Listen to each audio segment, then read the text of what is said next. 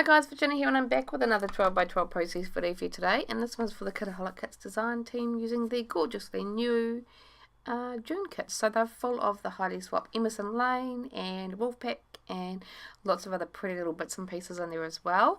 Yeah, so I'm using one of the exclusive cut files for this month, and it's this really pretty floral ampersand. And yeah, I've got a photo of my daughter Edison and my dad, her granddad, and I just thought it would be nice. It's like a boy-girl photo. The colours in the photo match perfectly with this kit. We've got lots of blues and pinks, so I thought it would be a nice way to kind of include that ampersand and everything that's in this kit. So I'm just going to back this ampersand with one pattern paper, which is this dark blue floral, and that's going to bring in a bit of a masculine feel with the blue that my dad has in his top, and then a little bit of femininity with the florals. So yeah, so I've just kind of flipped that pattern paper over, because that blue was a bit hard to see any pencil line on, and it also makes it easier for cutting as well. So I've just flipped it over, flipped my cut file over, traced around it with a pencil, and I'm just cutting inside that pencil line. You'll see little hands coming in. Edison's investigating, curious to see what I'm making. So she's had a look at the photo, she's wondering what I'm doing. And then I think she does make it. There we go. Another parent. She's oohing and ahhing over the pretty florals in the cut file, which is funny because she doesn't normally pay much attention to my cut files. I show her them on the computer screen and she's just, where am I? But anyway, of course there a little bit. So I'm just cutting out the centre bit as well, and then I'm going to pop that into a cut file on that pattern paper. This was a super quick cut file to back. I was initially going to leave all those florals plain, but because of that soft, really soft pink pattern paper background that I've chosen to use, I felt like they may not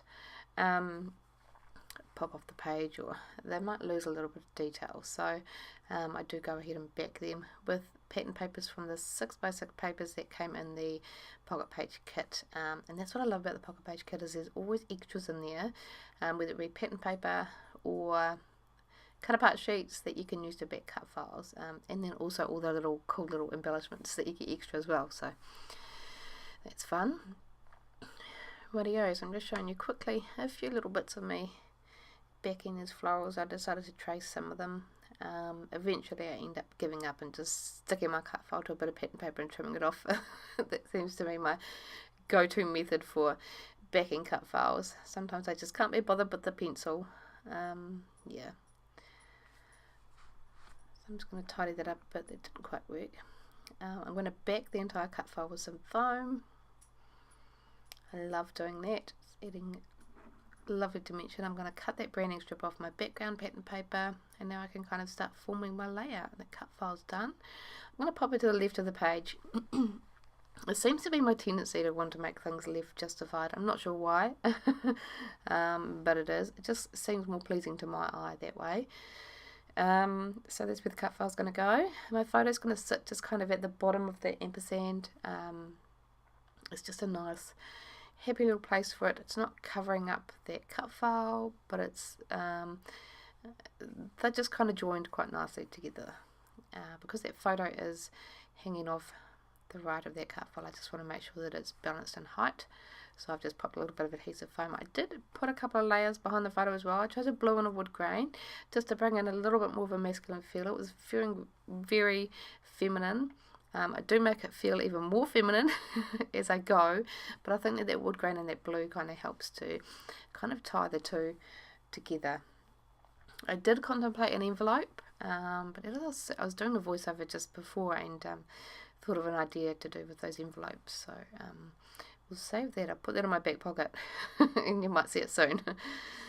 Okay, so I'm going to flick through the die cuts. This one here, the Emerson Lane ones, can be run through the Mink machine, so I'm quite conscious. I didn't want to do it for this layout, but I'm quite conscious of not using up all the ones that can be put through the Mink machine with foil, because I do want to do that. I want to have a go.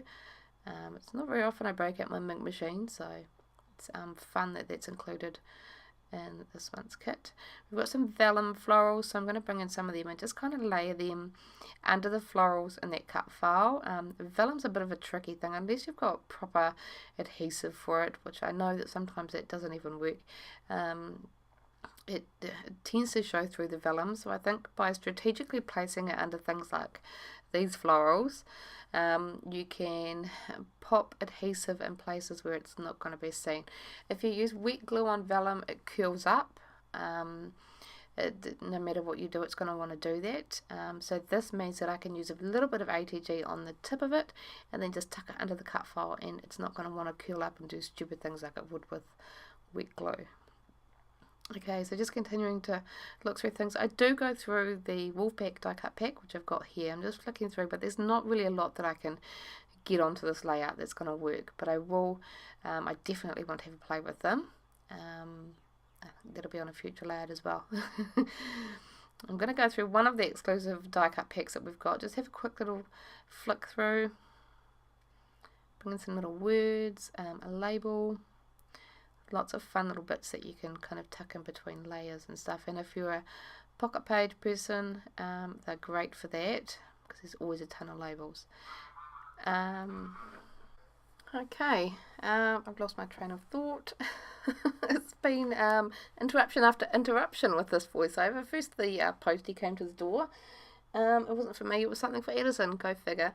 And the phone, but that was good news because we had to cancel some like the internet and stuff from moving, so that's sorted. So now back to the layout. I did bring in one of those Jen Hadfield wooden frames with the little sentiments in it. First I tried a smaller one, it didn't quite look right, so I tried this longer one and I like the look of that. It sits kind of nicely in that little spot, and I'm going to build a little cluster up in that top left of the ampersand up there. With the help of that little wood grain piece. So just continuing to add pieces, going through the sticker sheet, bringing in a few hearts and stuff. I did bring in that little fabric heart. We got one in the kit and tuck that to the bottom left of the photo, and I love that the colours on it are beautiful. They're a nice neutral and it's bringing in a massive amount of texture onto that layout.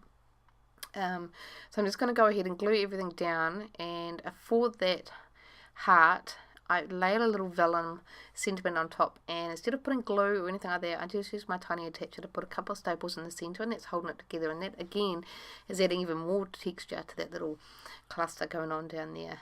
There was a little acetate piece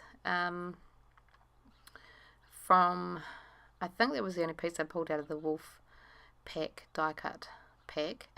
It's a tongue twister, and so I stapled that one on as well at the top of the photo, but I like that pop of dark blue up there, and I've just gone ahead and kind of finished adhering everything down. I'm going to finish off my title, or make my title. I'm going to use these Heidi Swap Gold little mini thickers, and I'm just going to spell out Grandad in the top curve of that ampersand right by that leaf cluster, and then I've just finished it off with Eddie down the bottom underneath that cluster down there underneath that ampersand. So the title's Grandad and Eddie.